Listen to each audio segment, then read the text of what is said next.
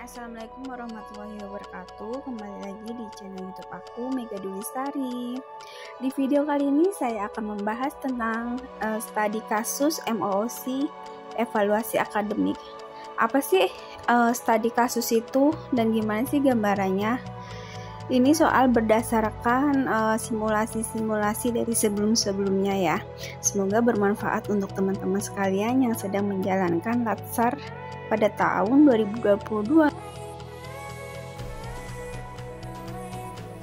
Contoh studi kasus pada kasus korupsi ini contohnya, ATB mengaku jumlah suap yang diterimanya seharusnya lebih dari itu.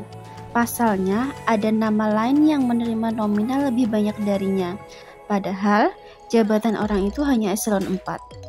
Mantan Dirjen XXX yaitu ATB mengaku hilaf saat menerima suap dari mantan komisaris PT ABC yaitu Bapak CDE. Dirinya mengaku bahwa ia sebenarnya selalu menolak niatan orang memanfaatkannya. Hal itu dikatakan ATB dalam persidangan di Pengadilan Tindak Pidana Korupsi Jakarta. Bahkan dirinya mengaku pernah menolak upaya timbal balik yang dilakukan oleh saudara CDE. Saya selalu pantang sama namanya timbal balik.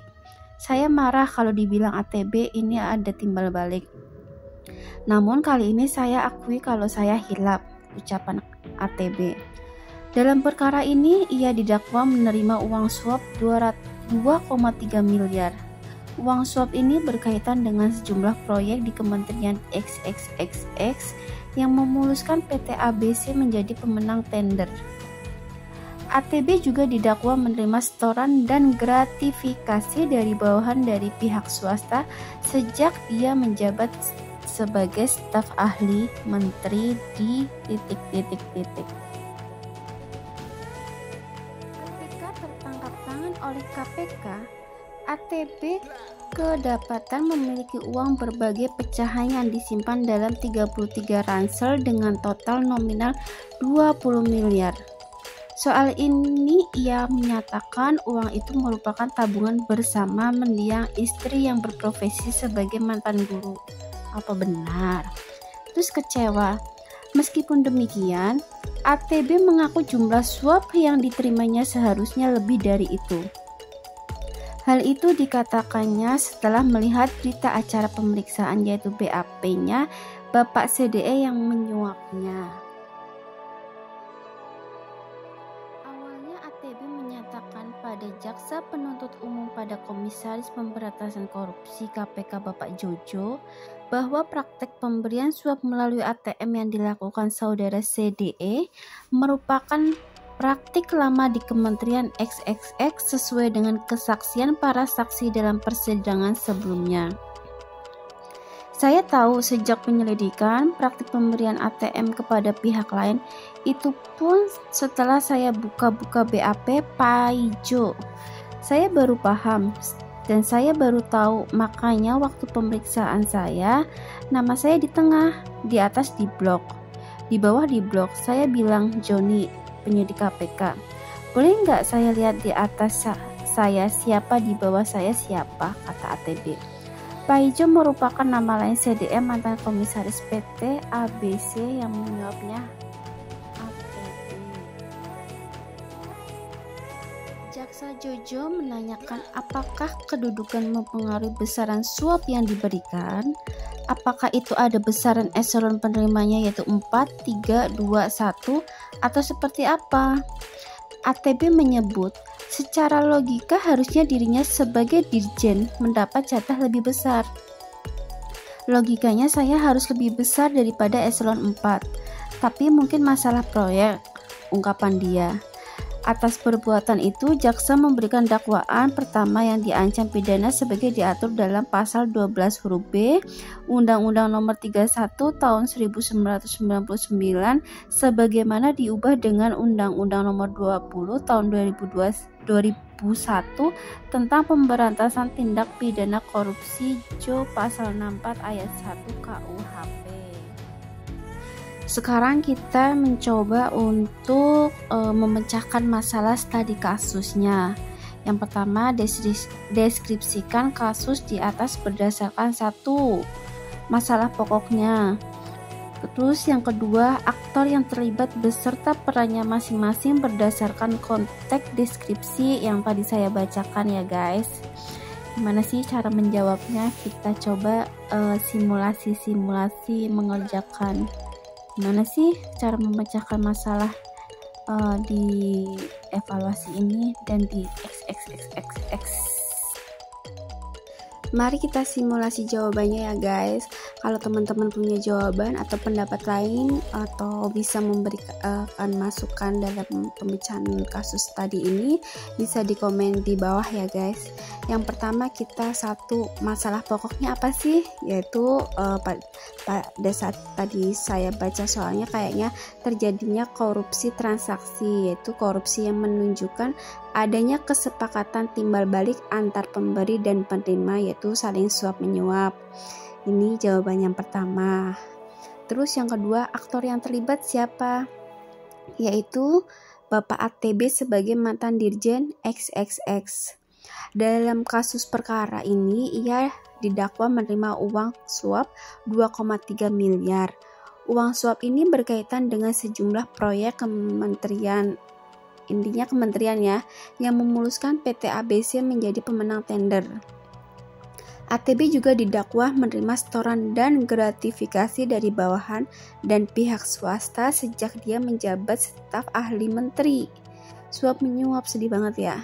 Paijo adalah nama samaran Bapak CDE sebagai mantan komisaris PT ABC. Pada kasus ini, Yongki Adiputra Kurniawan terdakwa sebagai pemberi suap kepada ATB.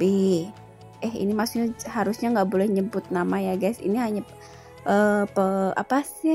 contoh aja. Sekarang kita mencoba melakukan analisis terhadap kasus pada soal di atas tadi kasusnya.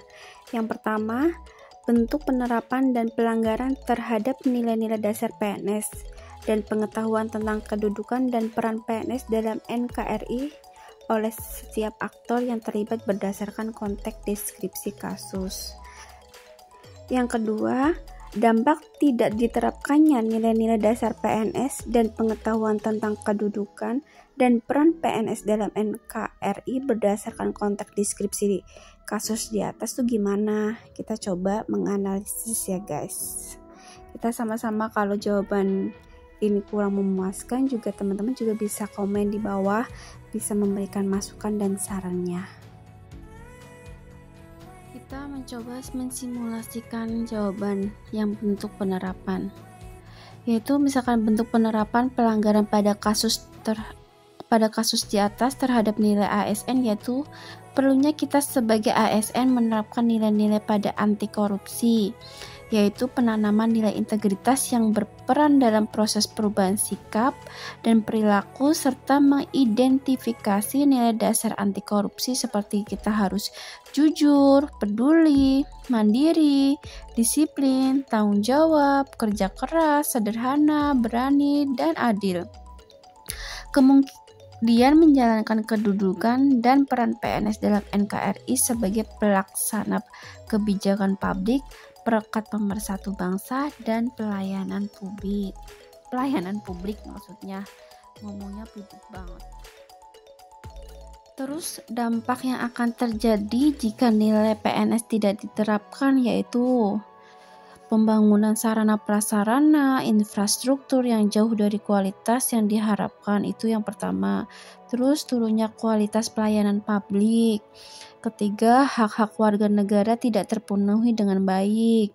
Terus bisa rusaknya pengelolaan keuangan negara, terjadinya kesenjangan sosial, terus berkurangnya kepercayaan masyarakat terhadap pemerintah, terus apatisme masyarakat terhadap kemajuan negara, hukum tidak lagi dihormati, rapuhnya keamanan dan ketahanan negara, terus hilangnya kepercayaan investor. Yuk kita memberikan gagasan alternatif pemecahan masalah pada kasus korupsi ini. Gimana sih alternatif pemecahan masalahnya selain ini? Gagasan alternatif pemecah masalah pada kasus korupsi ini gimana sih? Yang pertama, mungkin kita harus membentuk perilaku anti korupsi melalui pendidikan. Kedua, penanaman nilai-nilai budaya luhur pada masyarakat seperti kita harus jujur, ada budaya malu, kita harus disiplin, adanya kesederhanaan dan daya juang. Terus teladan dari keluarga dan masyarakat, transparansi perencanaan program penganggaran, terus hukuman yang sangat berat pada aparat penegak hukum yang korupsi pada waktu menangani kasus korupsi. Terus juga bisa presiden dan wakil presiden mempunyai komitmen yang kuat dalam konsisten dalam pemberantasan korupsi pada pemerintahan ini. Kayaknya untuk pemerintah Indonesia kayaknya kalau korupsi sedikit gimana, mungkin teman-teman bisa memberikan saran dan masukan pada berita-berita yang sudah ada di TV nasional. Korupsi itu gimana sih, hukumannya gimana, apakah itu berat atau apa. Mungkin teman-teman bisa memberikan masukan dan jawaban pada komen di bawah ini. Terima kasih. Terima kasih sudah menonton video ini. Semoga video ini bermanfaat buat teman-teman yang sedang menjalankan latsar. Semoga latsarnya bisa berjalan dengan baik, bisa lulus, bisa diberikan kemudahan, kelancaran sampai selesainya seminar rancangan aktualisasi untuk persyaratan pelatihan dasar CPNS. Apabila teman-teman ada kesusahan atau apa, bisa hubungin saya di Instagram di @megadulestari atau email megadulestari5@gmail.com. Insya Allah kalau saya bisa bantu jawab, saya bantu. Kalau ada materi apa yang saya punya, mungkin saya bisa berikan ke teman-teman. Terima kasih. Wassalamualaikum warahmatullahi wabarakatuh. Jangan lupa untuk ditonton, di like, di komen, di subscribe, dan di share ke teman-teman semuanya. Bye.